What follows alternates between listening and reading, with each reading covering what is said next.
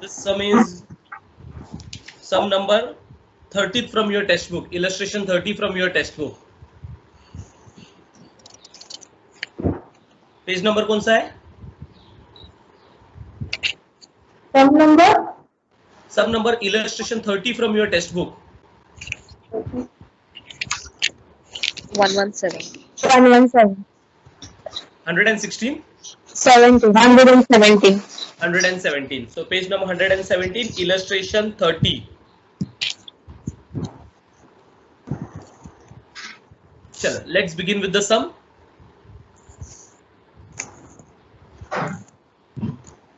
So certain items of the annual accounts of AB Limited are missing as shown below. So in this sum, you have profit and loss as well. Profit and loss में भी missing figures है. So profit and loss as well as balance sheet दोनों में missing figures है. यानी ये सब में खाली balance sheet के items नहीं ढूंढने. We have to find profit and loss के items as well. ठीक है? Opening stock दिया हुआ है. Purchases missing है. Direct expense दिया हुआ है. Gross profit missing है. Sales और closing stock दोनों भी missing है.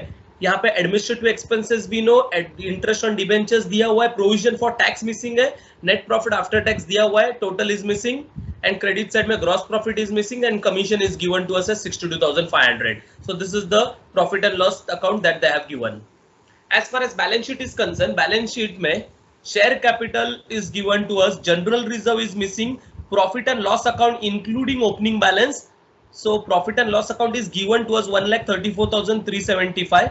Then 10% debentures, creditors, proposed dividend and provision for tax. All these things are missing. Then asset side में plant and machinery 7,75,000. Long term investment missing, the stock missing, debtors missing, and bank balance 78,000. Okay, this is given, and the ratios are given to us. So in this sum, what we are going to do? We are going to first frame the P&L as well as balance sheet in our notebook. Is that clear? ठीक है, तो P&L जैसा है वैसा हम frame करेंगे और balance sheet भी फ्रेम करेंगे. बैलेंस शीट अपने स्टाइल में फ्रेम करेंगे और प्रॉफिट एंड लॉस अकाउंट जैसे दिया है वैसे फ्रेम करेंगे. So that is our first job. तो चलो वो हम करते हैं. सबसे पहला profit and loss account frame करता है. तो चलो लिखो profit and loss account. So profit and loss account लिखो. प्रॉफिट एंड लॉस अकाउंट में particulars rupees, particulars rupees. So as it is, we are going to write profit and loss account what is given to us in the question.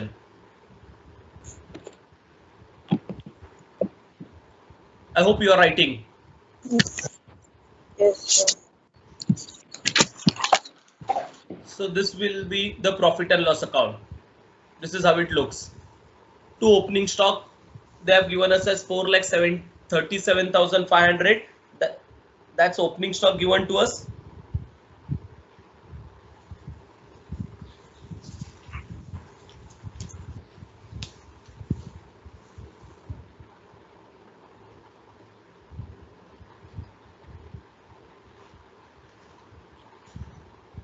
ये question में 500 नहीं है, लेकिन solution में उन्होंने जब दिया है तो 500 दिया है. सो ये क्वेश्चन में चेंज करके इसको 500 कर देना. आई थिंक क्वेश्चन में मिस्टेक है. सर कहाँ? ये ओपनिंग स्टॉक जो है ना वो 4,37,500 सॉल्यूशंस में यूज किया उन्होंने हर जगह. So they have done the solution as per 4,37,500. तो इसको 5 कर दो. यानी लिखते समय इसको 500 लिखना. So opening stock 4,37,500. Purchases missing, direct expenses 1,09,375 and gross profit is missing. So this is debit side. Credit side में by sales missing, by closing stock missing. ये हो गया आपका ट्रेडिंग अकाउंट. फिर टोटल के लिए जगह रख के we'll be writing P&L के items. P&L में you have to write to administration expense 2,66,000, to interest on debenture 37,500, to provision for tax that is missing, and net profit after tax 3,30,000. On the credit side, by gross profit is missing, by commission 62,500. चलो इतना लिख लो.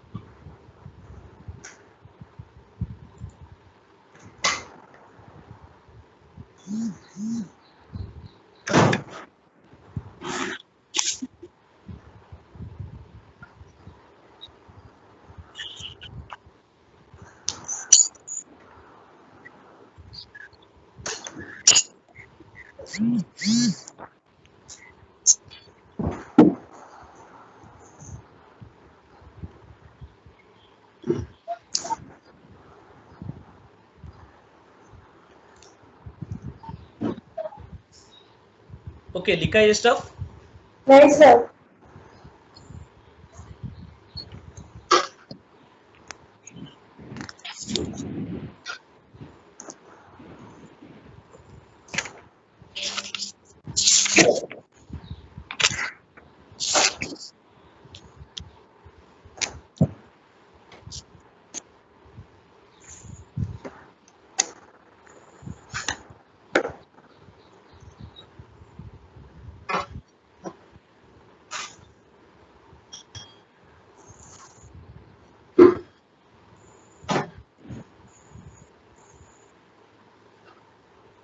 ठीक है, अगर लिख के हुआ रहेगा तो बैलेंस शीट भी फ्रेम करता है, बैलेंस शीट भी चाहिए हमें।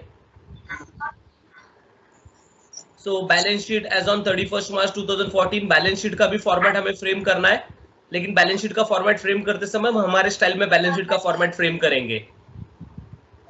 सो लायबिलिटीज रुपीज, एसेट रुपीज। अब जहां पे लायबिलिटीज में उन्होंने क्या क्या आइटम्स दिए हुए हैं, share capital is given to us as 6,25,000। So you know the value of share capital, inner column में मैं लिखूंगा शेयर कैपिटल को। Then general reserve is missing, so general reserve I am not going to write the value, missing है वो। Then we have profit and loss account, profit and loss account 1,34,375, that is profit and loss account. So profit and loss account again an item of reserves and surplus, तो वो भी inner column में आएगा। And the total of this three is going to be own funds या net worth, तो मैं total के लिए जगह रखूंगा। देन 10% डिबेंचर्स है कंपनी में, so I am going to write 10% debentures, लेकिन वैल्यू नहीं पता इसलिए ब्लैंक रखा है। And then we have creditors, proposed dividend and provision for tax. Now all three are part of current liabilities, and that's why I'm writing it under current liabilities का heading. So current liabilities में creditors, proposed dividend and provision for tax, ये तीनों items आएंगे। Then asset side is concerned, asset side में plant and machinery. So plant and machinery 7,75,000 is given to us. तो asset side में plant and machinery, outer column में 7,75,000। ये सब में अपने पास लॉन्ग टर्म इन्वेस्टमेंट्स है, सो मिसिंग है बोला है, ठीक है हम लिख के रखेंगे। प्लांट एंड मशीनरी के बाद लॉन्ग टर्म इन्वेस्टमेंट, अमाउंट नहीं पता, that we have to calculate. फिर है stock, debtors and bank balance, तो वो करंट एसेट्स में आता है, स्टॉक, डेटर्स और बैंक बैलेंस। उसमें से बैंक बैलेंस का अमाउंट हमें पता है, बैंक बैलेंस का amount is 78,000। So this is the information they have given. तो उन्होंने जो क्वेश्चन में बैलेंस शीट दिया है, we have framed it in our style. ठीक है, तो ये बैलेंस शीट फ्रेम करना, तो इनकम स्टेटमेंट और बैलेंस शीट दोनों भी हम फ्रेम करेंगे। Then will be starting with the some.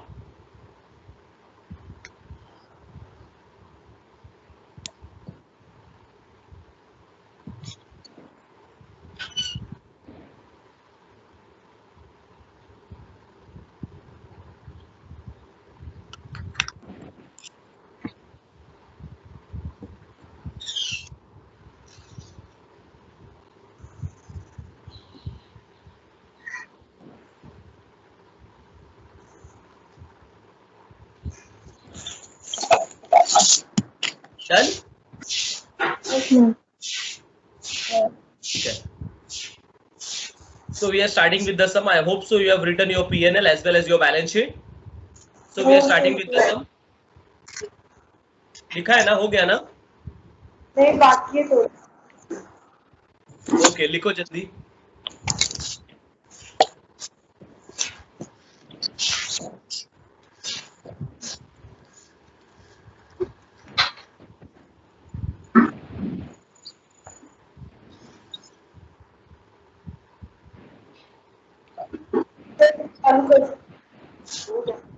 Okay. ठीक है, I'm reading the question now.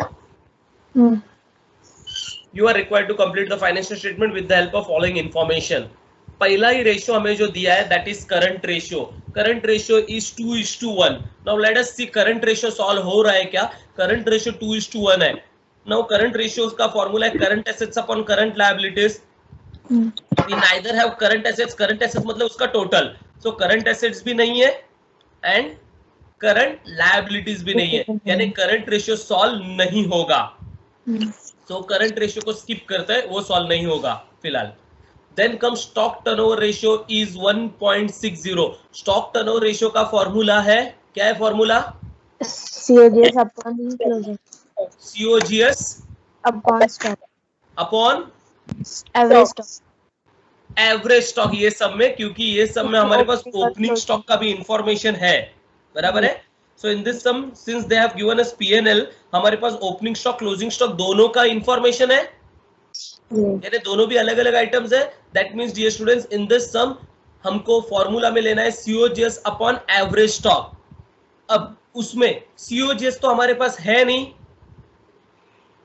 ना ही हम एवरेज स्टॉक कैलकुलेट कर सकते हैं, क्योंकि हमारे पास क्लोजिंग स्टॉक नहीं है। देखो, क्लोजिंग स्टॉक इज मिसिंग, खाली ओपनिंग स्टॉक है। So only with the help of opening stock हम एवरेज स्टॉक नहीं कैलकुलेट कर सकते। सो ना हमारे पास COGS है, ना हमारे पास एवरेज स्टॉक है। सो ये भी फॉर्मूला भी यूज नहीं कर सकते। तो स्टॉक टर्नओवर रेशियो को भी मैं स्किप कर रहा हूं। Then third formula, proposed dividend are 25% of share capital. तो ये कोई फॉर्मूला नहीं है, ये एक मैथमेटिकल इक्वेशन उन्होंने दिया है। प्रपोज्ड डिविडेंड जो हमें लेना है ना सम में, that should be 25% of share capital, ऐसा उन्होंने बोला है। नाउ लेट अस सी, इसमें से शेयर कैपिटल पता है क्या अपने को? तो देखो, we know the value of share capital. Share capital is given to us, कितना दिया है शेयर कैपिटल? 6,25,000। तो the sum will start with this formula, proposed dividend वाला। प्रपोज्ड डिविडेंड वाला इक्वेशन से सॉल्व होगा, बाकी ये दोनों भी इक्वेशंस फिलहाल सॉल्व नहीं होगा। So let us solve this proposed dividend वाला equation. So proposed dividend is equals to 25% of, क्या बोला है? Share capital. 25% of share capital. So this is equals to 25%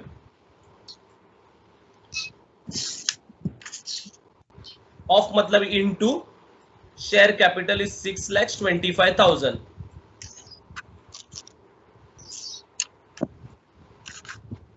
Okay. So how much is the proposed dividend? जरा बताओ, 25% of 6,25,000 कितना आ रहा है? 1,56,250. 250.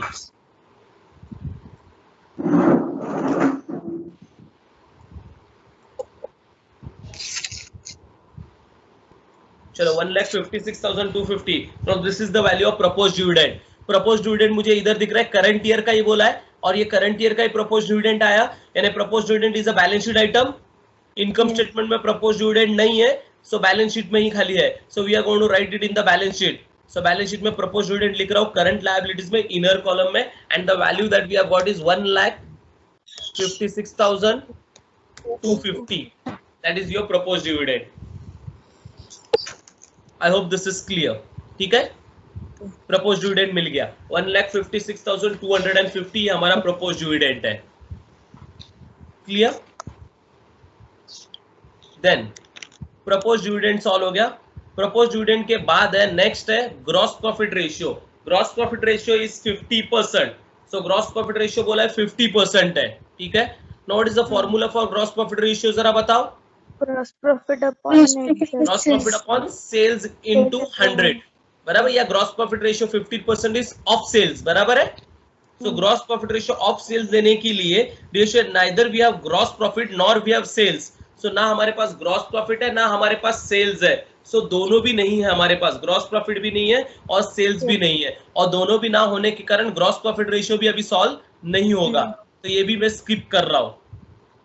So gross profit ratio भी skip कर रहा हूँ. Then I am going to come on the fifth ratio, fifth point में क्या दिया है? Transfer to general reserve is 70% of proposed dividend. So transfer to general reserve करना है, that should be 70% of proposed dividend. यानी जितना proposed dividend आपने maintain किया है, उसका 70% general reserve में transfer कर रहे हैं, ऐसा वो लोग ने बोला है. ठीक है, तो 70% of proposed dividend general reserve में transfer कर रहे हैं. This can be solved क्योंकि हमारे पास अभी proposed dividend है.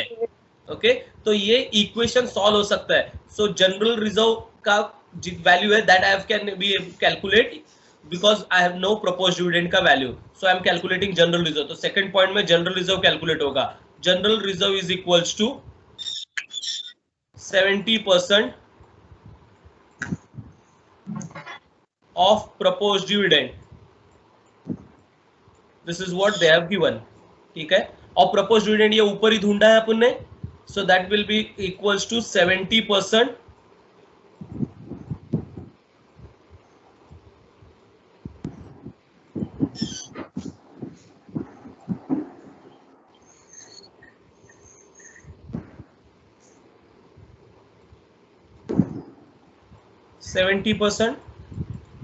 into proposed dividend is 1,56,250.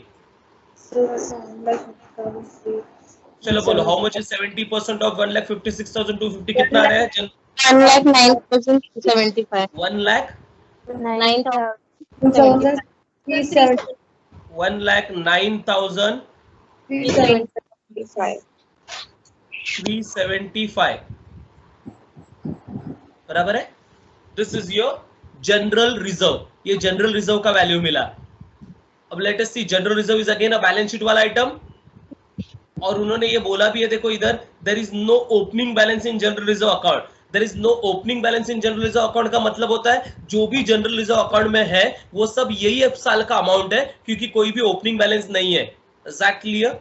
तो ओपनिंग बैलेंस ना होने के कारण ये भी स्टेटमेंट को टिक कर रहा हूं, क्योंकि ये भी स्टेटमेंट हम यूज कर रहे हैं। ओपनिंग बैलेंस ना होने के कारण whatever general reserve that you have calculated 1,09,375, ये डायरेक्टली आपके किधर जाएगा? बैलेंस शीट में जाएगा, क्योंकि और कोई भी ओपनिंग बैलेंस जनरल रिजर्व में नहीं है। तो यही खाली अमाउंट जनरल रिजर्व में आने वाला है। That is what they are saying. तो जनरल रिजर्व में आएगा 1 लाख, कितना आया था?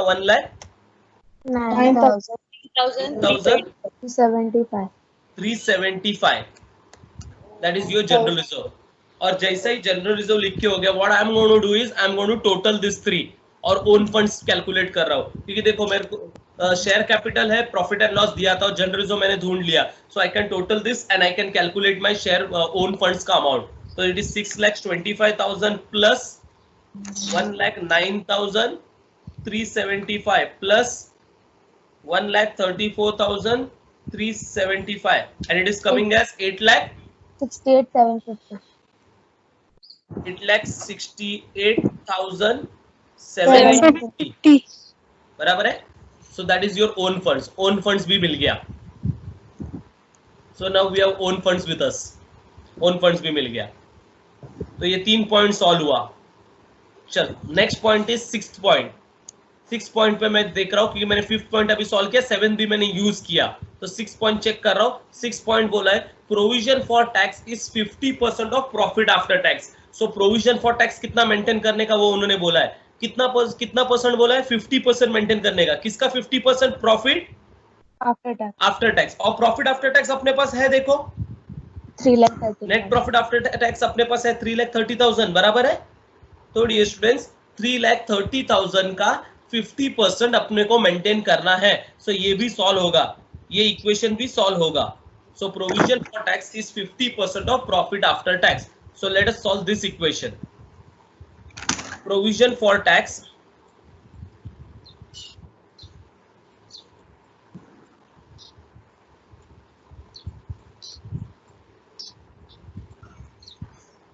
is equals to 50% of profit after tax बोला है ना, profit after tax, provision for tax is 50% of profit after tax, which is equals to 50% into 3,30,000. 1,65,000. So it is coming as 1,65,000. ये 1,65,000 हमको क्या मिला बोलो? Provision for Provision for tax. So provision for tax is going to be 1,65,000. Provision for tax मिला। अब ये provision for tax का importance समझो। Provision for tax इधर तो मेरे को इनकम स्टेटमेंट में दिख रहा है provision for tax, और जो provision for tax हम इनकम स्टेटमेंट में मेंटेन करेंगे उसका सेकंड इफेक्ट बैलेंस शीट में भी आता है। देखो provision for tax balance sheet में भी है। So this item has got a double effect. Okay, so हमको इसको डबल इफेक्ट देना पड़ेगा। Provision for tax that we have calculated, we have to write it in the income statement first.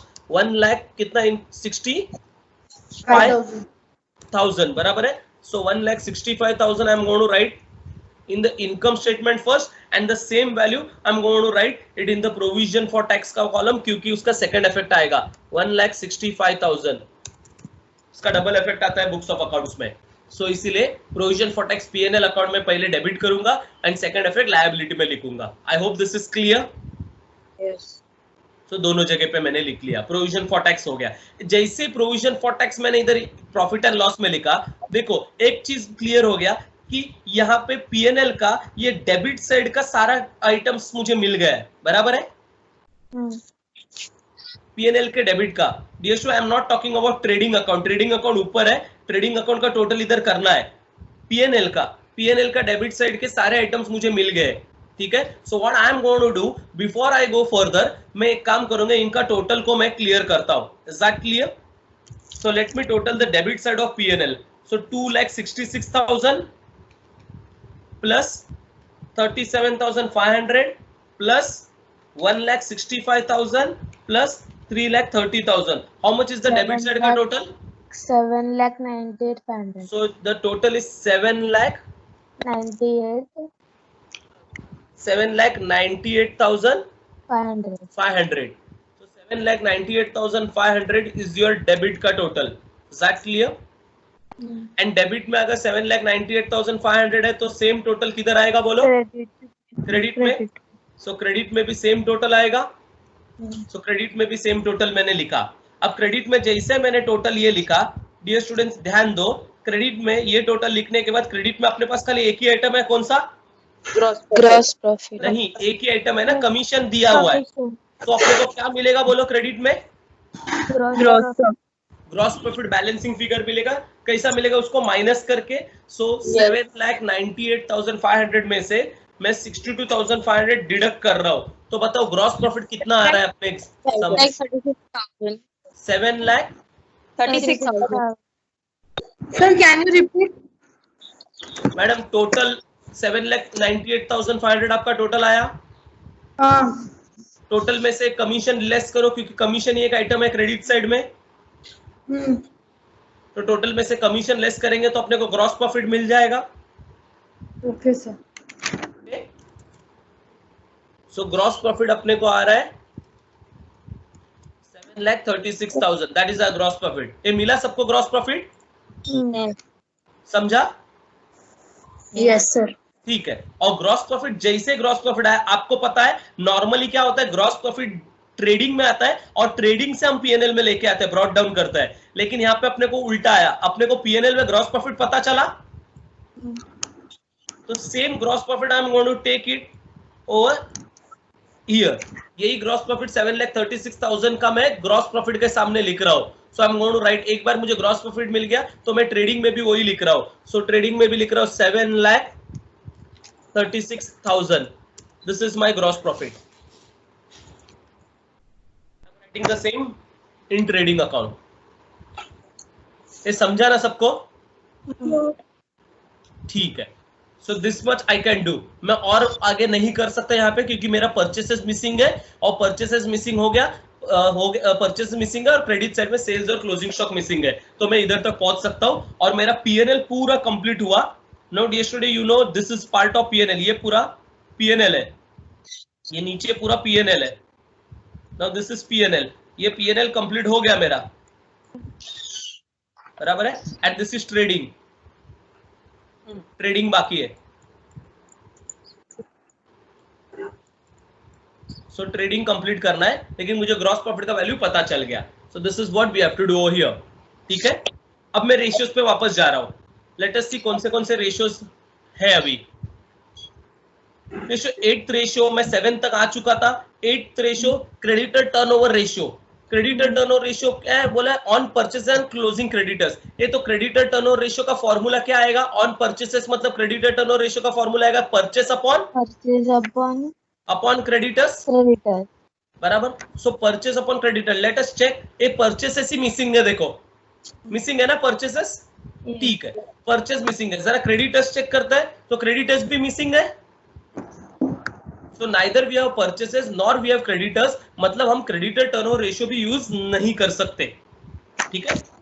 So we are not in a position to use creditor turnover ratio. Then I am going back to my previous ratios. क्योंकि ये use नहीं हो सकता। तो मैं back to previous ratio जा रहा हूँ। प्रीवियस रेशियो जाने के लिए करंट रेशियो, एक करंट रेशियो वापस अटका हुआ है, करंट एसेट्स और करंट लायबिलिटीज दोनों भी नहीं पता, तो करंट रेशियो सॉल्व नहीं होगा। Stock turnover ratio, stock turnover ratio के लिए सीओजीएस चाहिए, सीओजीएस अभी तक मिला नहीं है मुझे, तो स्टॉक टर्नओवर रेशियो भी सॉल्व नहीं होगा। तो जो सॉल्व होगा वो कौन सा रेशियो सॉल्व होगा मिसिंग में से? Gross profit. Gross profit ratio. और ग्रॉस प्रॉफिट रेशियो क्यों सॉल्व होगा? क्योंकि मुझे अभी ग्रॉस प्रॉफिट का वैल्यू मिल चुका है। How much is the gross profit that I have calculated in the question? 7,36,000। वो मुझे यहाँ पे ही reverse already calculated as 7,36,000. So with the help of gross profit I can solve gross profit ratio. तो मैं अभी gross profit ratio solve करूंगा क्योंकि I know the value of gross profit. So GP ratio is equals to gross profit ratio is equals to कितना बोला? gross profit is equals to 50%. gross profit किसका रहता है? 50% of sales. gross profit is always of sales.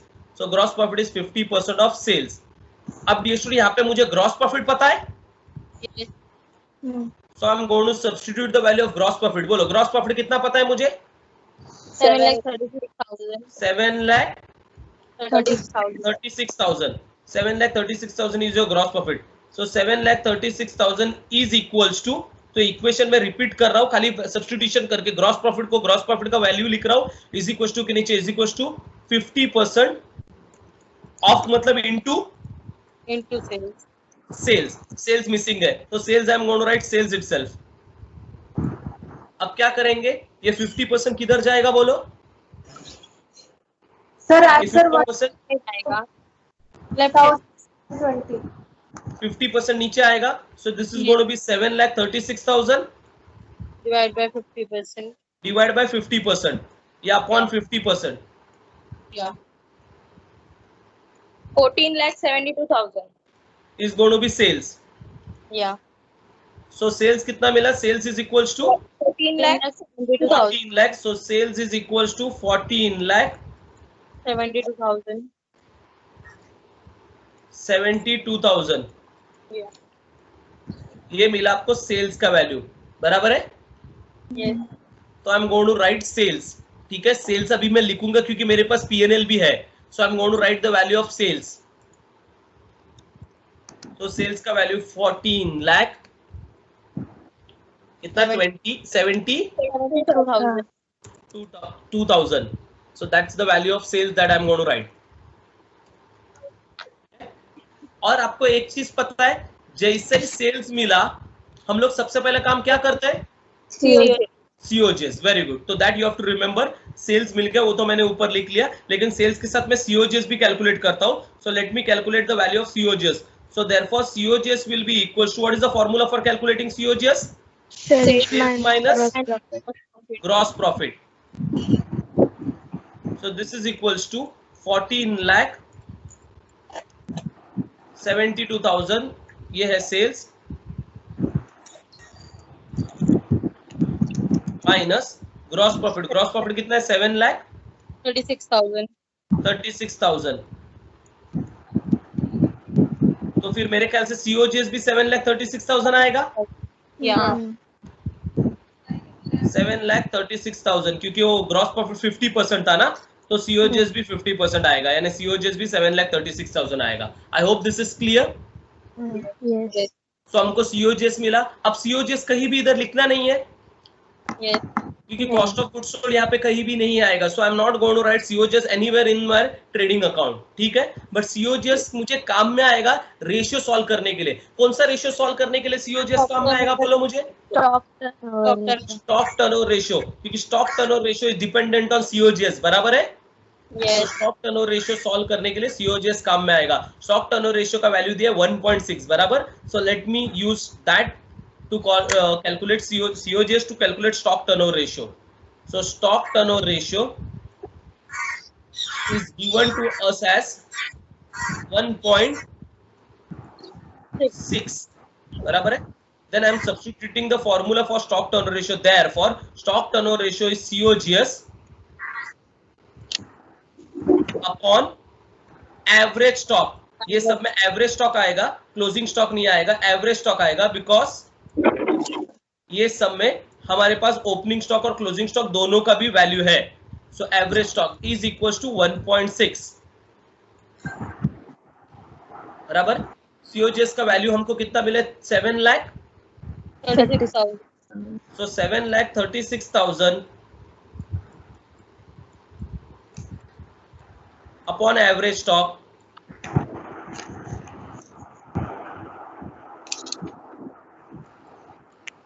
is equals to 1.6. बराबर. Average stock ऊपर जाएगा, 1.6 नीचे आएगा. तो बताओ मुझे फाइनली एवरेज स्टॉक का आंसर कितना आ रहा है डिवाइड करके? 60,000. 4,60,000. तो average stock is equal to 60,000. 4,60,000. ठीक है. 4,60,000 एवरेज स्टॉक आया. नाउ एवरेज स्टॉक नहीं चाहिए मुझे ओपनिंग स्टॉक क्लोजिंग स्टॉक अलग अलग चाहिए. बराबर है. So what is the formula for average stock? बताओ. Opening stock Opening plus plus closing stock closing opening divided by stock plus मैं एवरेज स्टॉक का फॉर्मूला ले रहा हूं. Therefore average stock is equals to opening stock plus closing stock closing stock divided by 2.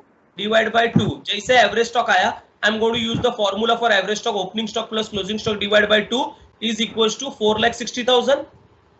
Yes. अब ये दोनों में से मुझे पता क्या है? बताओ. Opening. ओपनिंग स्टॉक का वैल्यू पता है ना मुझे. सब में ओपनिंग स्टॉक कितना है? 4,37,500. हाँ.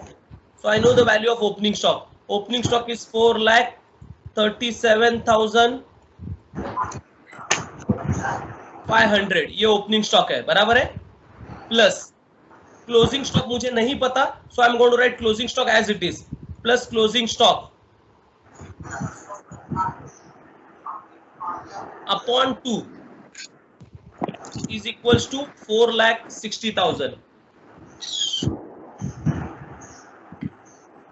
चलो बताओ अब ये सॉल्व कैसे होगा? ये 2 किधर जाएगा? वहाँ पे into होगा. 4,60,000 से इंटू होगा. Yes. So this is going to be 4,37,500 plus closing stock is equal to, ये 2 से मल्टीप्लाई करके मुझे डायरेक्ट वैल्यू बोल दो कितना आ रहा है? 9,20,000. 20,000.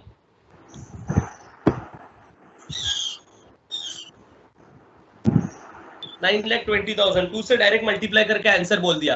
अब ये 4,37,500 उधर जाके क्या होने वाला है? Minus. Yes. So how much is closing stock? 4,82,500. 4,82,500. So closing stock is equals to 4,82,500. 4,82,500.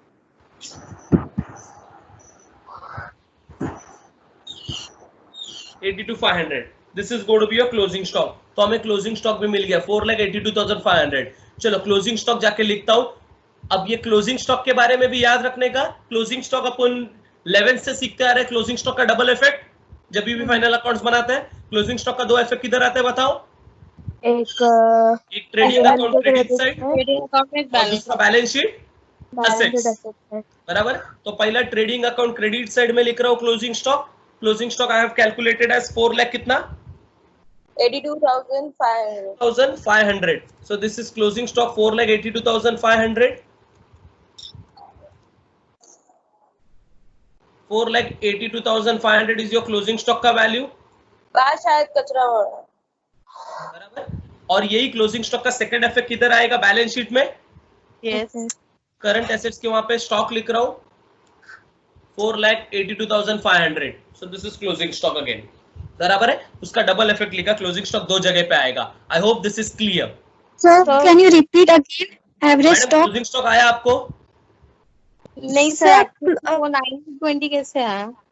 हाँ जो आपने सॉल्व किया है ना, हाँ उसमें 9,20,000 कैसे आया? मैडम 9,20,000 कैसा है? ये 2 क्या होएगा? डिवाइड करेंगे हम. मैडम डिवाइड किससे होगा? ये 2 इधर है ना. क्लोजिंग स्टॉक से डिवाइड थोड़ी होगा. ये 2 उधर जाके मल्टीप्लाई होगा ना मैडम. ओके, यहाँ पे आके मल्टीप्लाई करना। या सर, सर बोलिए। 4,60,000 कैसे आया? हम लोग को तो क्लोजिंग स्टॉक दिया ही नहीं था। मैडम 4,60,000 क्लोजिंग स्टॉक नहीं है, 4,60,000 एवरेज स्टॉक है। हाँ बट सर एवरेज स्टॉक दिया किधर है? इसीलिए तो एवरेज स्टॉक ढूंढा ना मैडम, सीओजीएस का फॉर्मूला से। सर कैसे कैलकुलेट किया 4,60,000? मैडम ये स्टॉक टर्नओवर रेशियो आपने देखा? हाँ। स्टॉक टर्नओवर रेशियो का फॉर्मूला क्या है?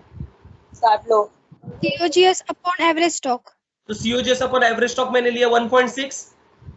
हाँ सीओजीएस मुझे दिया था, हाँ सीओजीएस अपन ने कैलकुलेट किया ना 7,36,000। हाँ sir. So 7,36,000 upon average stock is equals to 1.6. हाँ So average stock ऊपर जाएगा, 1.6 नीचे आएगा, तो एवरेज स्टॉक का वैल्यू कितना मिला आपको? 4,60,000 मिला ना average Thank you, stock madam? हाँ एवरेज स्टॉक मिला ना आपको? हाँ हाँ तो एवरेज स्टॉक मिला, तब उसके बाद हमने एवरेज स्टॉक का फॉर्मूला लिया ना, जब एवरेज स्टॉक मिल गया हमको। Yes sir. अंडरस्टूड अभी? या हाँ, फिर हमने फॉर्मूला लिया opening stock plus closing stock is equal to 2। ये एवरेज स्टॉक आने के बाद फॉर्मूला लिया, एवरेज स्टॉक का फॉर्मूला मैंने सब्स्टिट्यूट किया है, is equal to 4,60,000। I hope मैंने क्लोजिंग स्टॉक 4,60,000 नहीं लिखा है, मैंने एवरेज स्टॉक का वैल्यू लिखा और एवरेज स्टॉक का फॉर्मूला सब्स्टिट्यूट किया, ठीक है। और ये फॉर्मूला सब्स्टिट्यूशन करने से पहला मैंने एवरेज स्टॉक ढूंढ लिया है और उसको Yes, sir. सॉल्व करके फिर मुझे क्लोजिंग स्टॉक आया 4,82,500। I hope this is clear to all. Yes sir. बराबर। और एक बार क्लोजिंग स्टॉक आया तो क्लोजिंग स्टॉक का डबल इफेक्ट मैंने पास किया, trading account credit side and balance sheet asset side. Done, ठीक है। Then the next formula that I am going to use, next formula कौन सा यूज होगा जरा बताओ मुझे। Last one creditors turnover. हाँ, अब इस करंट रेशियो तो अभी भी सॉल्व नहीं होगा, लास्ट फॉर्मूला हम यूज कर सकते हैं। कौन सा last formula? Creditors turnover. Sir हाँ बोलिए।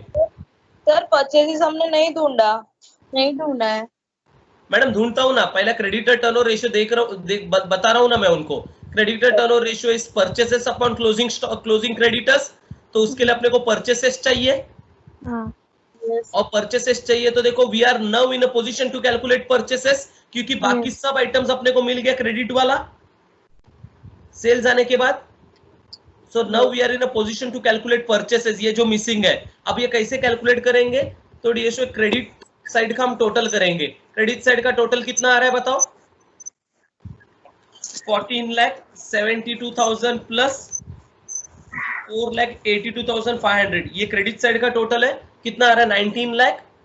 54,500। 4,500, ये आया क्रेडिट साइड का टोटल। और यही टोटल मैं किधर लिखने वाला हूँ बताओ? Debit side. डेबिट में, तो डेबिट में भी यही सेम टोटल आएगा।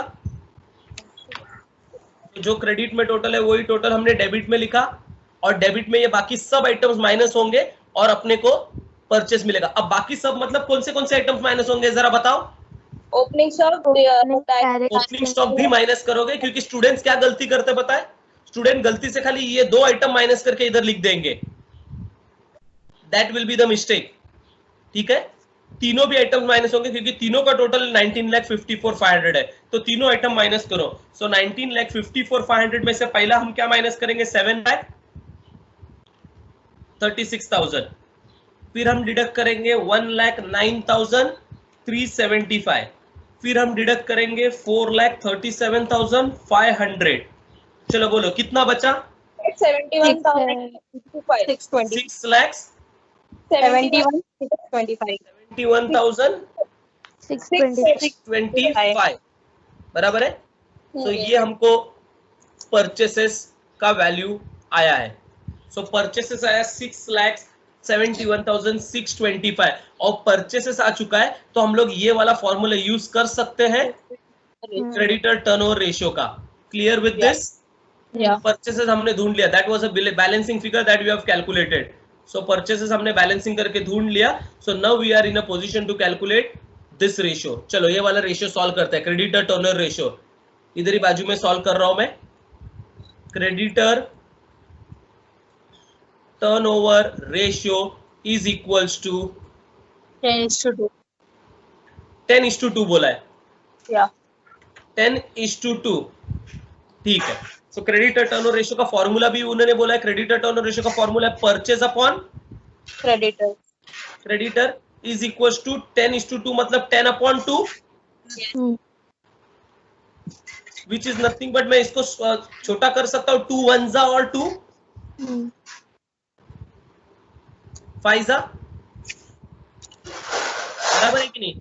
10/2 इज नथिंग बट 5:1 ना, Yes. तो मैंने उसको कम कर दिया, 2 1 and 2 5 10. ठीक है, so credit purchase upon creditors. Now I know the value of purchases. How much is the value of purchases that we have calculated? 6,71,625. So purchases 6,71,625. ये है purchases upon creditors is equal. अब यहाँ पे छोटा करने के बाद ये 5 हो गया खाली, Yes. इज इक्वल टू 5, क्योंकि 10/2 था तो मैंने उसको 5 कर दिया। ठीक है, अब क्रेडिटर्स ऊपर जाएगा, 5 नीचे आएगा, तो बताओ क्रेडिटर्स का वैल्यू कितना आया? 1,34,520. 1,34,325. 1,34,325. 324. 1,34,325. This is creditors. ठीक है, so I'm going to write the value of creditors in my liability on my liability side. चलो creditors लिखता हूं इधर, 1,34,325 क्रेडिटर्स बराबर है। और जैसे क्रेडिटर्स हो गए डियर स्टूडेंट्स, मुझे तीनों भी आइटम्स मिल गया, Yeah. तो मैं तीनों का टोटल करके आउटर कॉलम में लिख सकता हूं। Yes. 4,55,575. हाँ, तो कितना आ रहा है तीनों का टोटल, जरा चेक करके बताओ मुझे। 4,55,575. 55,000. 4,55,575. That is your total of current liabilities. So ये current liabilities हमको मिल गया।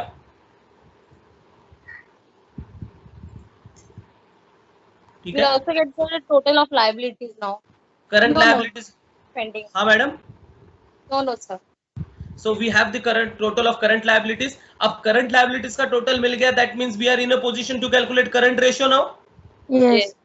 चलो, तो करंट रेशियो अभी हम सॉल्व कर सकते हैं। सो ये हमारा लास्ट बचा हुआ रेशियो है, current ratio. So now we are in a position to calculate current ratio, क्योंकि अभी हमारे पास करंट लायबिलिटीज का टोटल है। एंड करंट रेशियो का फॉर्मूला है current assets current ratio is equal to, कितना दिया है क्वेश्चन में, करंट रेशियो 2 दिया है ना, 2:1 ना, Yes. 2:1। Current ratio is nothing but current assets upon Current current liability. Liabilities is equal to 2:1 is nothing but 2। उसमें से अपने को करंट लायबिलिटीज पता है, so this will be current assets upon current liabilities. How much is the value of current liability का total कितना ढूंढा, 4,55,575। So I am going to write 4,55,575। ठीक है, दिस इज इक्वल्स टू 2। अब बताओ ये क्या होगा उधर जाके, Into. इनटू होगा। सो इनटू करके डायरेक्ट आंसर बताओ मुझे, करंट एसेट्स का कितना आ रहा है, 11,150. कितना आ रहा है, 11,000. 9,11,150।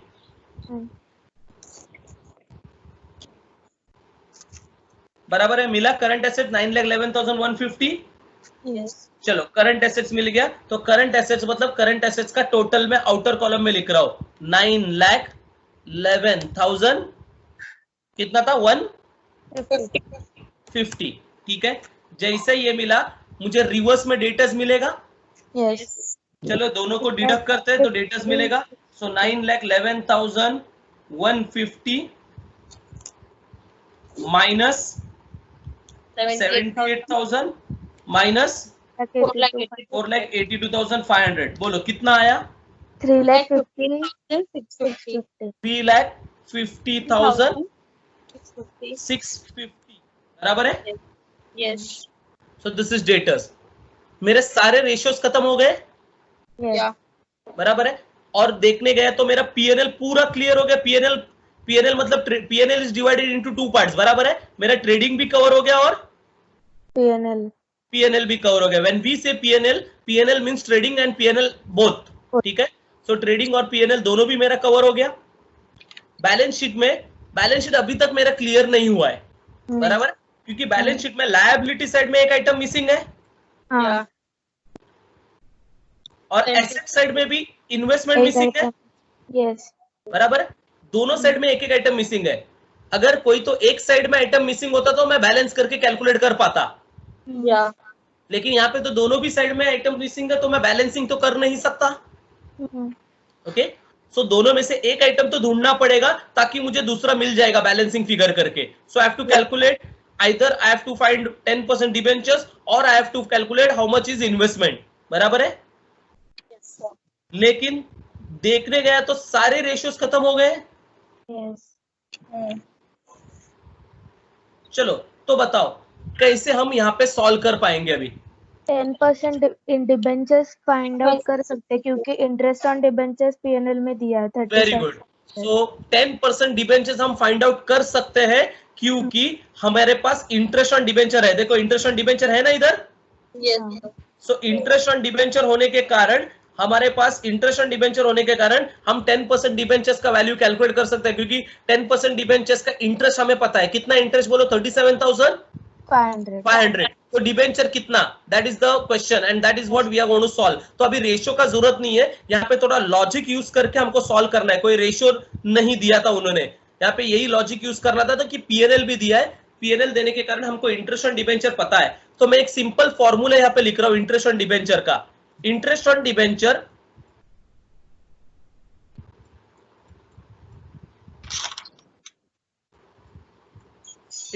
डिबेंचर जो हम लोग कैलकुलेट करते हैं वो कैसे कैलकुलेट करते हैं? इंटरेस्ट ऑन डिबेंचर 10% है ना.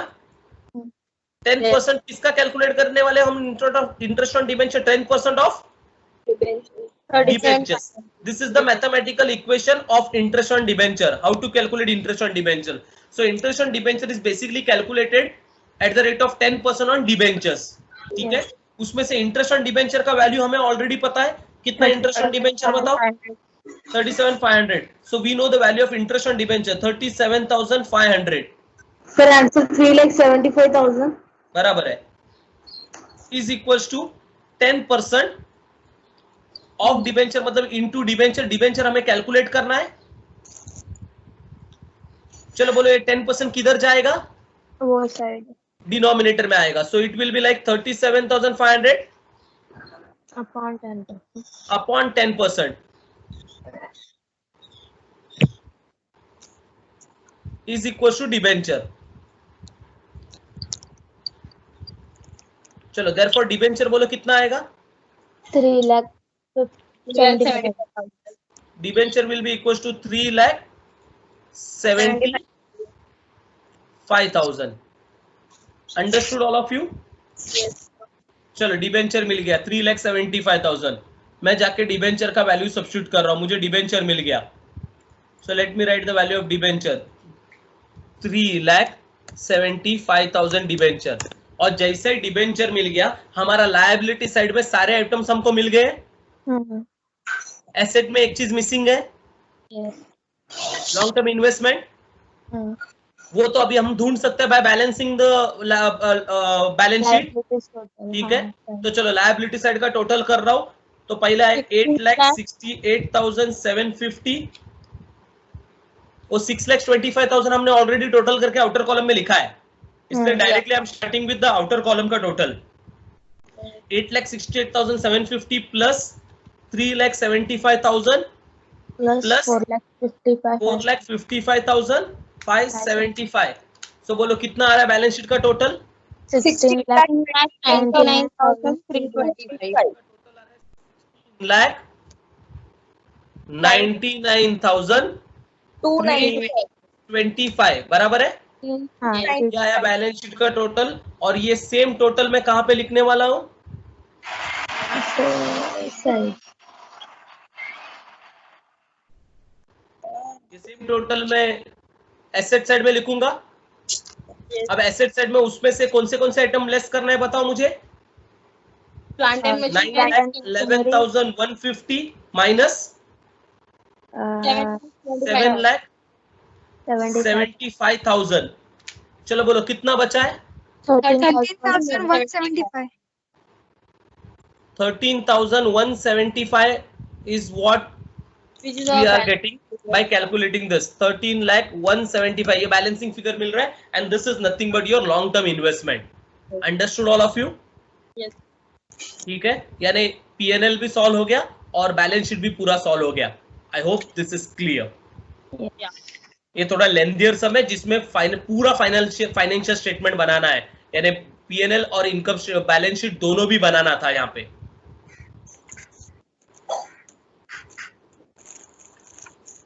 क्लियर विद दिस सम?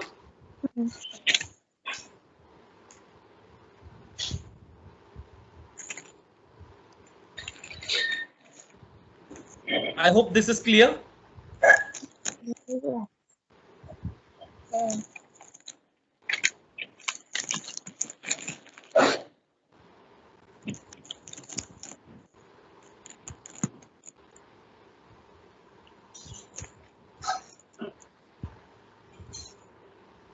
ठीक है, let us move on to the next one.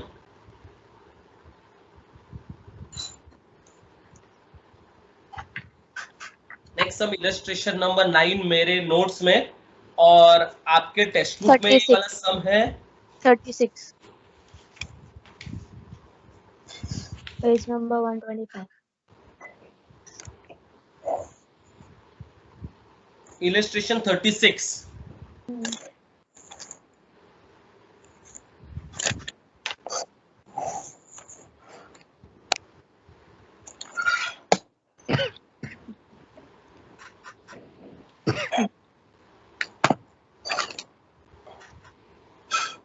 Illustration 36।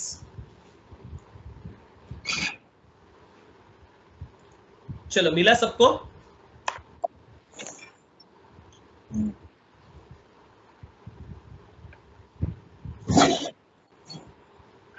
Let us start with this sum then. The following figures and ratios are related to a company. Sales for the year, all credit 30 lakhs sales दिया हुआ है. Gross profit ratio is 25%. Fixed assets turnover based on cost of goods sold. ठीक है, fixed asset turnover ratio मैंने आपको सिखाया था, एक बार वापस देख लेंगे क्या होता है फिक्स्ड एसेट टर्नओवर, जब हम सॉल्व करेंगे तब देखेंगे। 1.5 दिया है। Stock turnover basis on cost of goods sold, तो स्टॉक टर्नओवर को कॉस्ट ऑफ गुड्स सोल्ड पे बेस करना है, वही से भी हम कॉस्ट ऑफ गुड्स सोल्ड पे बेस करते हैं। That is given to us as 6। Liquid ratio दिया है, करंट रेशियो दिया है, डेट कलेक्शन पीरियड बोला 2 मंथ्स का, मंथ्स में दिया है। Then reserves and surplus to share capital 0.6:1 ऐसा बोला है। कैपिटल गियरिंग रेशियो बोला है 0.5। फिक्स्ड एसेट्स टू नेटवर्थ बोला है 1.20:1। You are required to prepare balance sheet of the company on the basis of above details. Now dear student, we have to frame the balance sheet. और balance sheet frame करने के लिए उन्होंने balance sheet दिया नहीं अपने को missing के साथ, खाली स्टेटमेंट बोला है, बैलेंस शीट पूरा अपने को फ्रेम करना है। ठीक है, सो चलो सबसे पहला काम करता है, with the help of the details been given हम हमारे स्टाइल में बैलेंस शीट फ्रेम करते हैं।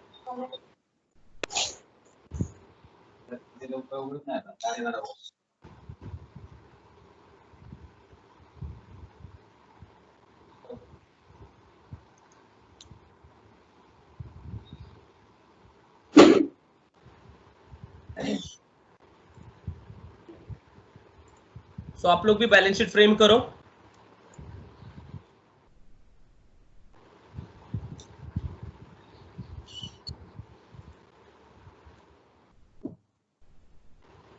बैलेंस शीट में आएगा शेयर कैपिटल तो होगा ही बैलेंस शीट में।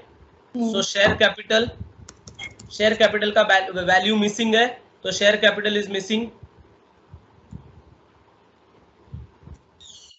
फिर रिजर्व्स एंड सरप्लस भी है, रिजर्व्स एंड सरप्लस भी मिसिंग। दोनों भी Yes. मिसिंग होने के कारण ओन फंड्स भी मिसिंग. Yes. देन डिबेंचर्स करके कुछ बोला तो है नहीं, तो करंट बराबर. डिबेंचर Current कुछ बोला नहीं है, लेकिन कैपिटल गियरिंग रेशियो है. हम्म. कैपिटल गियरिंग रेशियो मतलब बोरोड फंड के ऊपर Borrowed डिपेंडेंट fund. होता है, हाँ. बराबर है. सो इसीलिए मैं डिबेंचर्स लिख के रख रहा हूँ. कितना परसेंट मुझे पता नहीं, but I am going to write debentures. Debentures भी लिख सकते हो या लोन्स भी लिख सकते हो. यू कैन राइट डिबेंचर और else you can write loans. Yes. कुछ भी लिख सकते हो क्योंकि हमें पता नहीं क्या है, लेकिन रहेगा क्योंकि हमारे पास कैपिटल गियरिंग रेशियो है. और कैपिटल गियरिंग रेशियो कब आता है? जब हमारे पास लॉन्ग टर्म लोन्स है. Understood all of you? ठीक है, तो कैपिटल गियरिंग रेशियो होने के कारण लोन्स रहेगा. देन करंट लायबिलिटीज के लिए, करंट लायबिलिटीज में कौन से आइटम्स है, कुछ बोला तो है नहीं. सो करंट लायबिलिटीज को मैं एज इट इज लिख रहा हूं.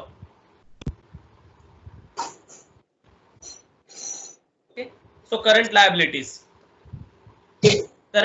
को मैं करंट लायबिलिटीज लिख रहा हूं क्योंकि उसमें कौन से आइटम्स है that I don't no.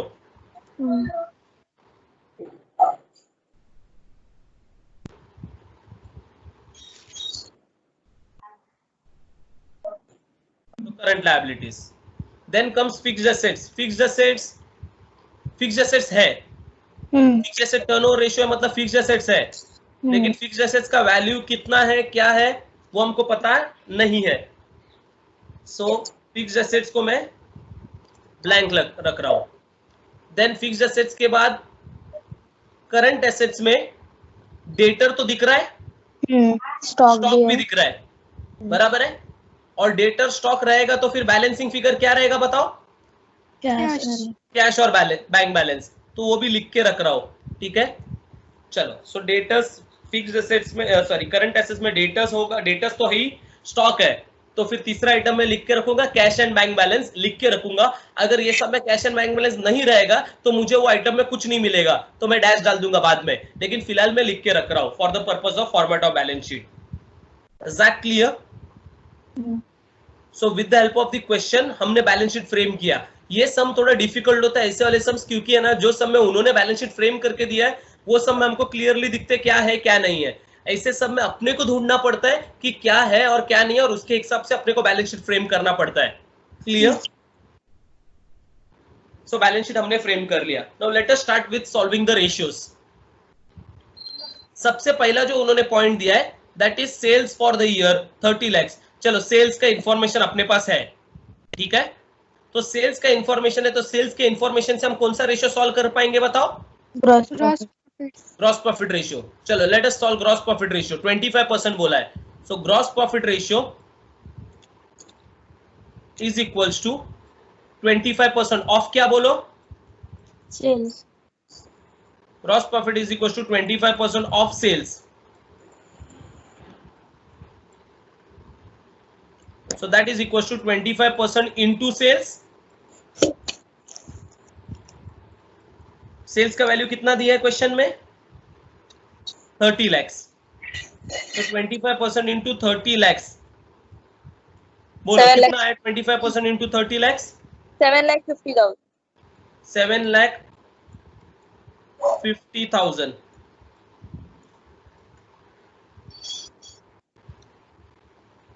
This is gross profit. ठीक है, 7,50,000. और जैसे ग्रॉस प्रॉफिट मिला, नेक्स्ट स्टेप क्या है बताओ? क्या कैलकुलेट करते हैं हम लोग? Sales minus gross profit. Gross profit that will be sales minus gross profit. So sales है 30 लाख माइनस ग्रॉस प्रॉफिट कितना है? 7,50,000. चलो बोलो 30 लाख में से 7,50,000 माइनस होगा तो कितना आएगा? 22,50,000. 22,50,000. बराबर है. ये आएगा आपका COGS 22,50,000. I hope this is clear. Yeah. Gross profit और COGS दोनों मिल गया. ठीक है, तो ग्रॉस प्रॉफिट रेशियो के हेल्प से ग्रॉस प्रॉफिट भी कैलकुलेट किया, सीओजीएस भी कैलकुलेट किया। तो जैसे सीओजीएस कैलकुलेट किया, नेक्स्ट रेशियो सॉल्व होएगा। देखो Fixed turnover. Fixed asset turnover ratio किसके ऊपर बेस्ड है?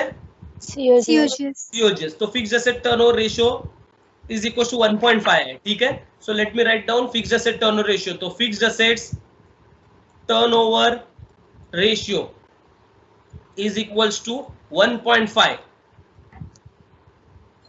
बराबर है। So fixed asset turnover ratio का फॉर्मूला क्या है? टर्नओवर रेशियो का मैंने फॉर्मूला दिया था आपको, चलो बोलो टर्नओवर रेशियो का फॉर्मूला क्या है? COGS अपॉन फिक्स्ड जो मैंने आपको फॉर्मूला दिया था वो था सेल्स अपॉन एसेट्स, हाँ राइट।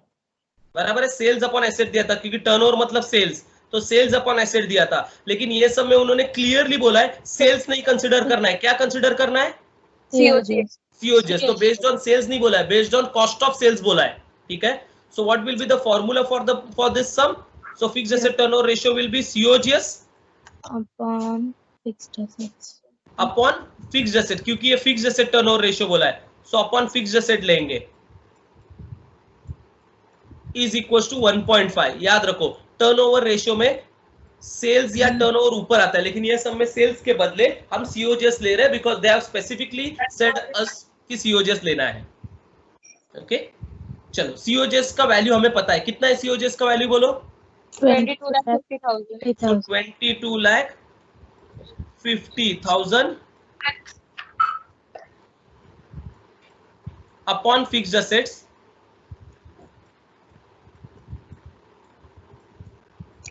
इज इक्वल टू 1.5, बराबर है। Yes. फिक्स्ड एसेट्स ऊपर जाएगा, 1.5 नीचे आएगा। Yes. So final answer is 15 lakh. कितना आ रहा है फिक्स्ड एसेट्स? 15 lakh. 15 lakhs. सो फिक्स्ड एसेट्स 15 lakhs मिला, ठीक है। चलो fixed asset is a balance sheet item. मैं आउटर कॉलम में जाके फिक्स्ड एसेट्स का वैल्यू डाल रहा हूं 15 lakhs। क्लियर? फिक्स्ड एसेट्स मिल गया, फिक्स्ड एसेट रेशियो सॉल्व हो गया। फिक्स्ड एसेट रेशियो के बाद नेक्स्ट रेशियो कौन सा है? Stock turnover based on cost of goods sold. चलो स्टॉक टर्नओवर रेशियो भी सॉल्व होगा। स्टॉक टर्नओवर रेशियो यूज कर रहा हूं। तो stock turnover ratio is equal to कितना बोला है उन्होंने? 6. 6। स्टॉक टर्नओवर रेशियो का फॉर्मूला है सीओजीएस अपॉन, ये सब में क्या लूंगा बताओ? एवरेज स्टॉक की closing stock? Closing stock. Closing stock मतलब stock. Closing stock is nothing but stock ही लूंगा डायरेक्ट, एवरेज ब्यूरेज का झमेला नहीं है ये सब में। सो COGS upon stock is equal to 6। COGS हमने ऑलरेडी ढूंढा है, कितना है सीओजीएस? 50,000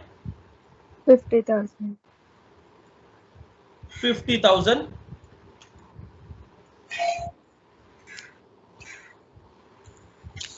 अपॉन स्टॉक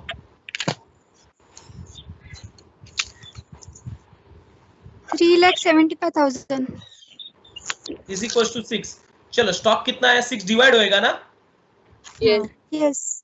तो बोलो स्टॉक कितना आ रहा है? Stock is equal to 3,75,000. 3,75,000। This is stock, ठीक है। चलो स्टॉक मिल गया 3,75,000। Stock is again balance sheet item. So stock inner column में लिखूंगा, करंट एसेट्स में 3,75,000, ठीक है। स्टॉक मिल गया 3,75,000। स्टॉक टर्नओवर रेशियो सॉल्व हो गया। स्टॉक टर्नओवर रेशियो के बाद नेक्स्ट आइटम कौन सा है? Liquid ratio. Liquid ratio is quick assets upon quick liabilities. क्या हमारे पास क्विक एसेट्स है? नहीं है। क्विक एसेट्स में क्या क्या आता है? डेटर और कैश आता है ना क्विक एसेट में। क्विक एसेट्स नहीं है और क्विक लायबिलिटीज भी नहीं है। सो ये वाला रेशियो सॉल्व नहीं होगा, लिक्विड रेशियो सॉल्व नहीं होगा, करंट रेशियो भी अभी सॉल्व नहीं होगा। सो ये दोनों भी रेशियो अभी सॉल्व नहीं होगा, ठीक है। Then comes debtor collection period. ये डेटर कलेक्शन पीरियड 2 मंथ्स बोला है। डेटर कलेक्शन पीरियड से हम कहां तक पहुंच सकते हैं बताओ? डेटर कलेक्शन पीरियड 2 मंथ्स है। डेटर कलेक्शन पीरियड का फॉर्मूला क्या है, जरा मुझे बताओ ना, डेटर कलेक्शन पीरियड का फॉर्मूला क्या है? टाइम्स में पहुंच सकते हैं ना, sorry, debtors upon 12 months upon date 12 months upon debtor debtors turnover ratio. यानी डेटर कलेक्शन पीरियड जब भी मंथ्स में बोला रहेगा, हमको डेटर टर्नओवर रेशियो तक पहुंचना है। सो डेटर कलेक्शन पीरियड 2 मंथ्स बोला है, उससे हमको डेटर टर्नओवर रेशियो ढूंढना है। यस और डेटर टर्नओवर रेशियो एक बार मिल गया तो डेटर टर्नओवर रेशियो का फॉर्मूला क्या है, सेल्स अपॉन डेटर्स। सो हम सेल्स है हमारे पास, दैट मींस हम डेटर कलेक्शन पीरियड ढूंढ सकते हैं, यानी डेटर ढूंढ सकते हैं। सो डेटर कलेक्शन पीरियड हम यूज कर रहे हैं। So how to solve this, वो देखो, डेटर कलेक्शन पीरियड बोला है, डेटर कलेक्शन पीरियड ये बोला है, कितना मंथ्स बोला है उन्होंने, 2 मंथ्स ना। सो डेटर कलेक्शन पीरियड 2 मंथ्स बोला है, मंथ्स। और ये सॉल्व कैसे होता है, डेटर कलेक्शन पीरियड 2 मंथ्स बोला रहेगा तो debtor collection period is nothing but 12 upon debtor turnover ratio is equal to 2 months. So debtor turnover ratio कितना आ रहा है, ये डेटर टर्नओवर रेशियो के लिए 2 नीचे आएगा। So debtor turnover ratio is going to be how much, 6 months 6 times times. तो आपको जब भी याद रखना, डेटर कलेक्शन पीरियड जब भी मंथ्स में दिया रहता है, मंथ्स में आपका पहला काम क्या है, उसको किस में कन्वर्ट करना, टाइम्स। टाइम्स में। क्योंकि मंथ्स में सॉल्व नहीं होगा, हमको टाइम्स में कन्वर्ट करना पड़ेगा for the purpose of solving. तो आपका पहला काम है उसको टाइम्स में कन्वर्ट करने के लिए, और टाइम्स में कन्वर्ट करने का सिंपल फॉर्मूला है 12 डिवाइड बाय जो भी मंथ्स दिया रहेगा उससे डिवाइड करो। सो 12 डिवाइड बाय 2, अगर यहाँ पे 3 देते थे तो हम 12 डिवाइड बाय 3 करते थे, 3 मंथ्स करते थे। यहाँ पे 6 मंथ्स देते थे तो हम 12 डिवाइड बाय 6 मंथ्स करते थे। 12 डिवाइड बाय वो मंथ्स कर देना, आपको टाइम्स में आंसर मिल जाएगा। So debtor turnover ratio is 6 times. Clear, ठीक है। एंड डेटर टर्नओवर रेशियो आने के बाद मैं डेटर टर्नओवर रेशियो का फॉर्मूला ले रहा हूं। डेटर टर्नओवर रेशियो का फॉर्मूला है सेल्स अपॉन डेटर्स। डेटर्स, बराबर है। So therefore debtor turnover ratio का फॉर्मूला ले रहा हूं, sales upon debtors is equals to 6 times, मतलब 6। सेल्स मुझे पता है कितना दिया है सम में, sales 30 lakhs, 30 lakhs, sales 30 lakhs बोला है, upon debtors is equals to 6। चलो 6 नीचे आके डिवाइड होगा तो बोलो डेटर्स कितना आ रहा है, 5 lakhs 5 lakh। सो डेटर्स मिला 5 लाख। ठीक है, सो डेटर का वैल्यू मिल गया 5 lakhs। So I am going to write debtor over there, debtor 5 lakhs। So debtor भी मिल गया।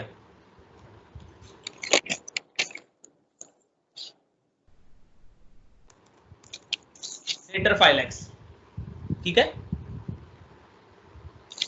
डेटर के बाद हमको सॉल्व करना है reserves and surplus to share capital. अब reserves and surplus to share capital तो सॉल्व नहीं होगा क्योंकि ना रिजर्व्स एंड सरप्लस है ना शेयर कैपिटल है, और ना ही दोनों का टोटल है, तो ये रेशियो सॉल्व नहीं होगा। ठीक है, देन कैपिटल गियरिंग रेशियो। ये कैपिटल गियरिंग रेशियो का फॉर्मूला है borrowed fund upon own fund. Preference share capital minus करते हैं, लेकिन प्रिफरेंस शेयर कैपिटल सब में है ही नहीं, तो borrowed fund upon own fund, ना बोरोड फंड है ना ओन फंड है, तो ये भी रेशियो सॉल्व नहीं होगा, कैपिटल गियरिंग। फिर लास्ट रेशियो पे आ रहा हूं। लास्ट रेशियो कौन सा है बताओ, fix asset to net worth. Net worth, fixed asset to net worth. ये सॉल्व होगा क्योंकि हमारे पास फिक्स्ड एसेट्स है, देखो बराबर है, तो ये रेशियो सॉल्व होगा क्योंकि हमारे पास फिक्स्ड एसेट्स है। So next ratio that I am going to use is fixed assets to net worth ratio. चलो वो वाला रेशियो ले रहा हूं, fixed assets to net worth. So fixed assets to net worth,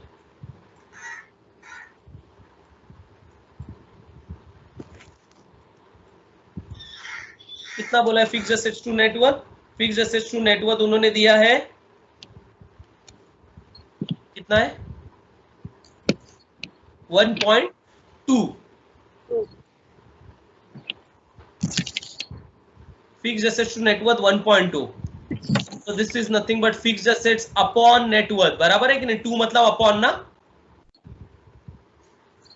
upon net worth is equal to 1.2। चलो हमें fix assets पता है 15 lakhs upon net worth is equal to 1.2 बराबर है। सो देयरफॉर नेटवर्थ ऊपर जाएगा 1.2 नीचे आएगा। चलो मुझे बताओ नेटवर्थ ऊपर गया 1.2 नीचे आया तो बताओ नेटवर्थ कितना आ रहा है? 12,50,000 50,000 नेटवर्थ। सो नेटवर्थ मुझे मिल रहा है 12,50,000। I hope this is clear. Net worth में जाके लिखूंगा बैलेंस शीट में आउटर कॉलम में, क्योंकि नेटवर्थ टोटल है। So I am going to write it in the outer column. Net worth 12,50,000। Clear? Net worth मिल गया। और जैसे नेटवर्थ मिला डियर स्टूडेंट्स, हम लोगों का ये दोनों रेशियो सॉल्व हो सकता है, बराबर है। तो पहला कैपिटल गियरिंग रेशियो सॉल्व करता हूं, फिर reserves and surplus to share capital ढूंढता हूं। So let me take capital gearing ratio now. So net worth मिल गया, now we are in a position to take capital gearing ratio. चलो capital gearing ratio,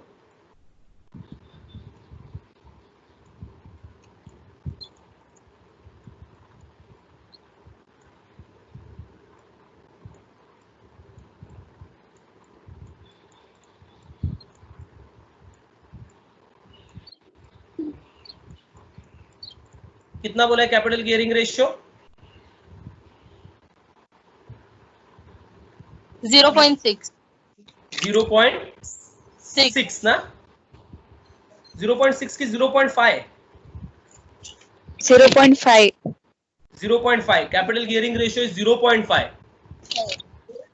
0.6 0.6 reserves है ना madam? Reserves and surplus to share capital. Capital gearing ratio 0.5 है, बराबर है। And what is the formula for capital gearing ratio, जरा बोलो मुझे। borrowed fund divided by proprietor's fund borrowed fund divided plus by preference share capital. Actually formula ऐसा है, borrowed fund plus preference share capital upon own fund या proprietor fund minus preference share capital. ये original formula है आपका capital gearing ratio का। तो capital gearing ratio का formula है borrowed fund plus preference share capital upon proprietor fund minus preference share capital is equal to 0.5, बराबर है। yes लेकिन प्रेफरेंस शेयर कैपिटल सम में है क्या, जरा मुझे बताओ। नहीं है, तो प्रेफरेंस शेयर कैपिटल अगर सम में नहीं है तो ऊपर से भी प्रेफरेंस शेयर कैपिटल कट हो रहा है और डिनोमिनेटर से भी प्रेफरेंस शेयर कैपिटल कट हो रहा है, क्योंकि प्रेफरेंस शेयर कैपिटल ही नहीं है। तो what is the simple version of formula? borrowed fund upon proprietor's fund borrowed fund upon proprietor fund, ये वाला फॉर्मूला सिंपल में आ जाएगा। Borrowed fund upon proprietor fund is equal to 0.5। अब बताओ ये दोनों में से आपको क्या पता है? हमें टोटल पता है। हमें बोरोड फंड पता है या प्रोप्राइटर फंड पता है? proprietor fund प्रोप्राइटर फंड मतलब नेटवर्थ ना। या तो हमें प्रोप्राइटर फंड पता है, कितना है प्रोप्राइटर फंड बताओ? 12,50,000। Yes. तो दिस इज बोरोड फंड, हमको नहीं पता, अपॉन 12,50,000, क्योंकि हमको प्रोप्राइटर फंड पता है, इज इक्वल्स टू 0.5, बराबर है। अब ये जाके मल्टीप्लाई होगा तो बताओ बोरोड फंड कितना आ रहा है? 6,25,000 6,25,000 ये बोरोड फंड आ रहा है। Yes. और borrowed fund is nothing but your debentures yes या लोन्स, जो भी हमने कैलकुलेट किया है, Yes. क्योंकि एक ही बोरोड फंड है।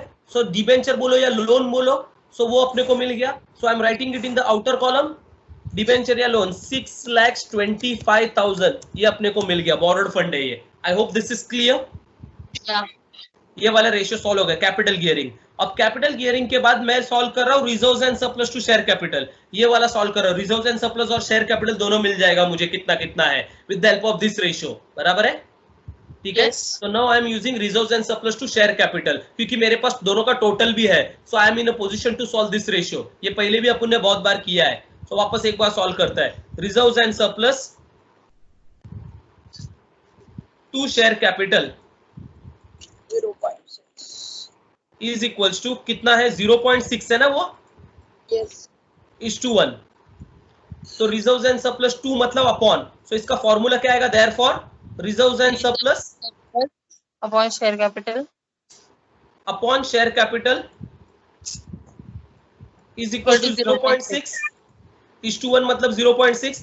अपना रिजर्व्स एंड सरप्लस है ना शेयर कैपिटल है,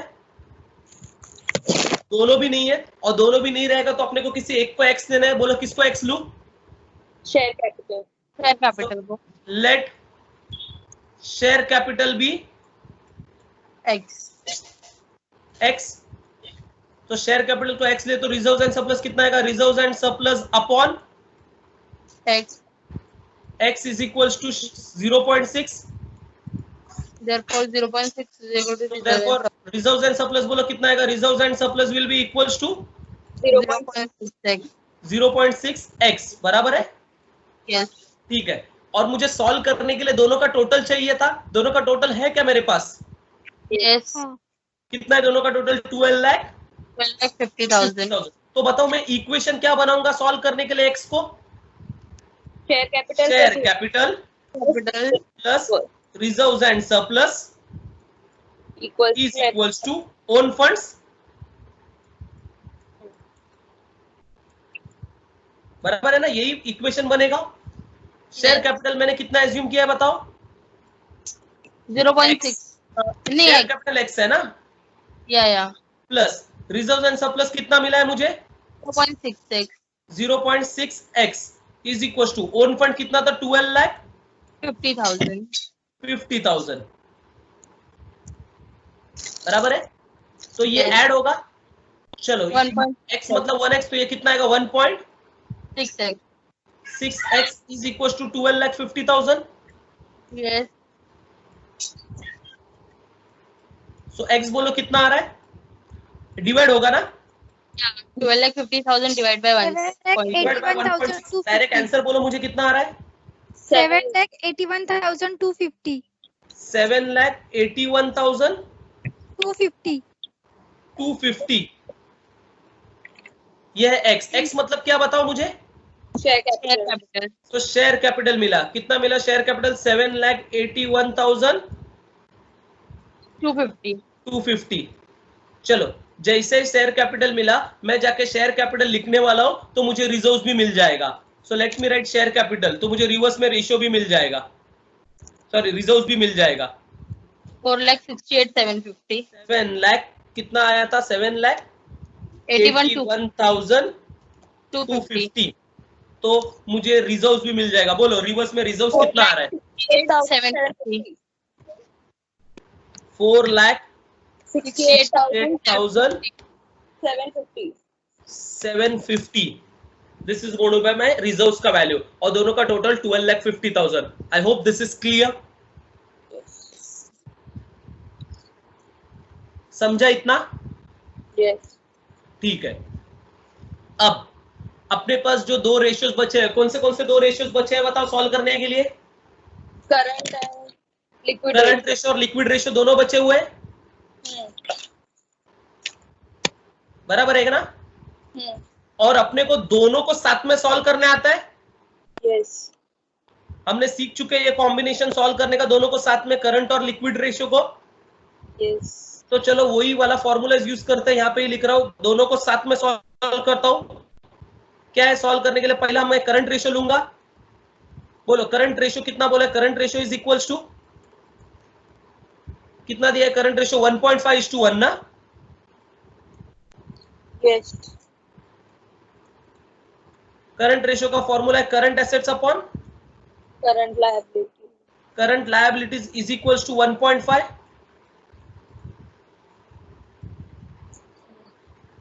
ना करंट एसेट्स भी नहीं पता हमको. करंट एसेट्स का टोटल नहीं पता, करंट लायबिलिटीज का भी टोटल नहीं पता,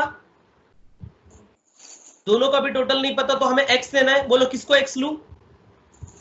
Liability. Current liability. Let current liabilities be x. और अगर करंट लायबिलिटीज को एक्स लिया तो कैसा आएगा? Current assets upon x Yes. Is equal to 1.5. So therefore current assets is equals to 1.5x. Yes, sir.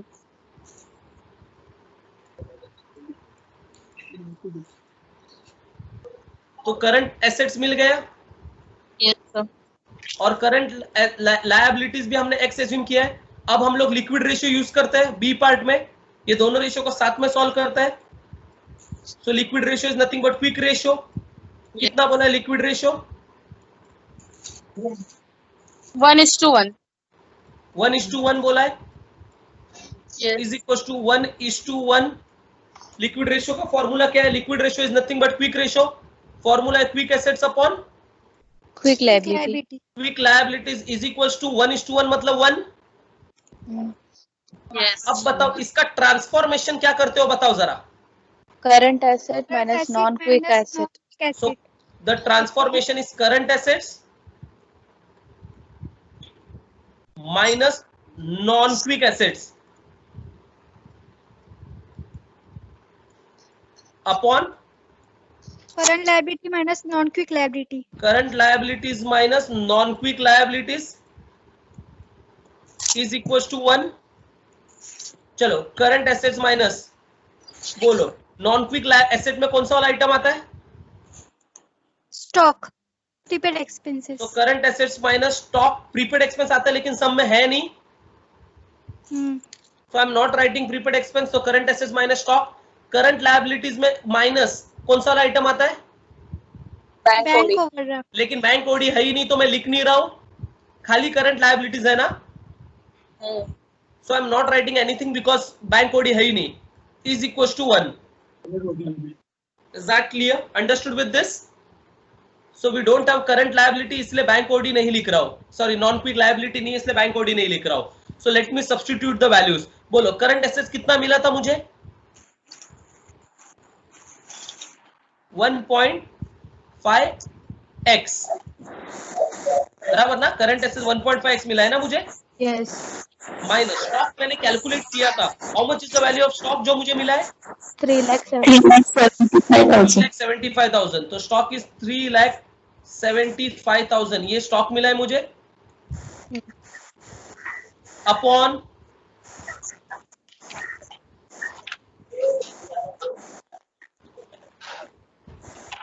Current liabilities कितना है? X लिया था ना मैंने. Is equal to 1. ठीक है. चलो ये x उधर जाके 1 से मल्टीप्लाई होगा तो क्या आएगा बोलो equation. 1.5x minus 3 lakh minus 3,75,000 is equal to x into 1x हो जाएगा.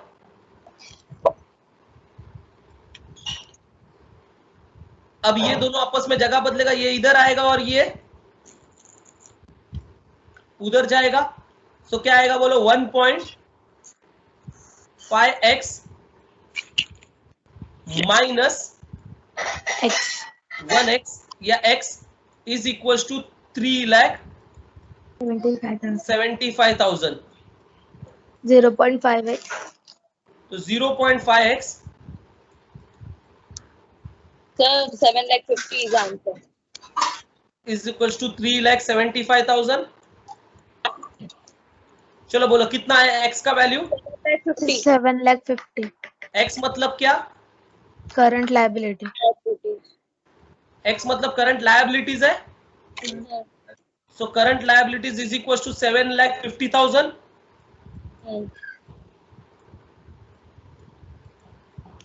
करंट लायबिलिटीज मिला तो करंट एसेट भी मिलेगा. तो करंट एसेट्स कितना था बताओ? Current assets is equal to 1.5x था ना. 11,25,000. 1.5 into 7,50,000.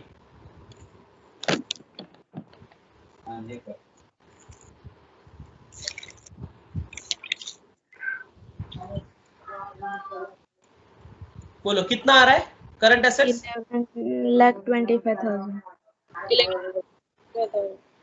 कितना बोलो? 11,25,000. 11,25,000 बराबर है. चलो सॉल्व हो गया. ये दोनों रेशियोज हमने सॉल्व कर लिए. हमको करंट एसेट्स और करंट लायबिलिटी दोनों भी मिल गया. Current assets is 11 lakh 25,000. 20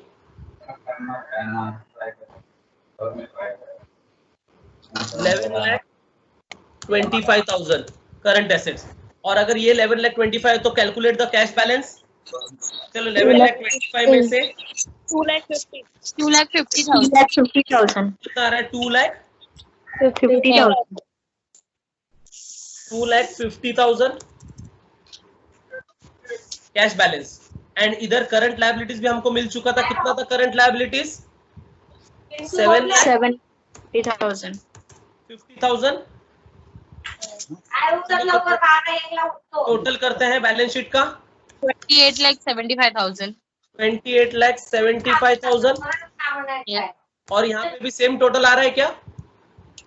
एक हाँ. Minute sir. बराबर आ रहा है? Yes. Yes sir. नहीं, सेम किधर आ रहा है? एक मिनट. नहीं आ रहा है ना सेम। 26,25,000. 25,000. 28 नहीं है, फिर 26 है यहाँ पे टोटल ना। हाँ हाँ 26 है. 26,25,000. 26 लाख। तो यहाँ पे भी कितना आएगा? 26 लाख 25,000. 75,000। 25,000. 75 की 25 जरा बोलो ना। 25. 25,000. 25 ओके। दिस इज तो हम 26 कैश लाख। और बैंक नहीं लेंगे क्या? हाँ मैडम। कैश और बैंक बैलेंस नहीं लेंगे? मैडम कैश और बैंक बैलेंस लिया तभी तो 11 लाख 25 आया था ना। हाँ. Cash and bank balance total में कैसा आएगा मैडम? वो तो इनर कॉलम का आइटम है ना, उसका टोटल करके 11 लाख 25,000 आ चुका था ना। या. इसलिए वो इनर आउटर कॉलम जरा अच्छे से याद रखना है। डन? या. I hope you have understood with these two sums today. Yes. ठीक है? Yes, sir. So we will be meeting now day after tomorrow. Okay sir. Great. Okay? So day after tomorrow we will be meeting, यानी एक एक दिन के बाद lecture रखेंगे। So day after tomorrow we will be meeting. Okay. Okay? चलो, good day all of you. Take care. Thank you, sir. Thank you, Thank sir. you sir. Yes, sir.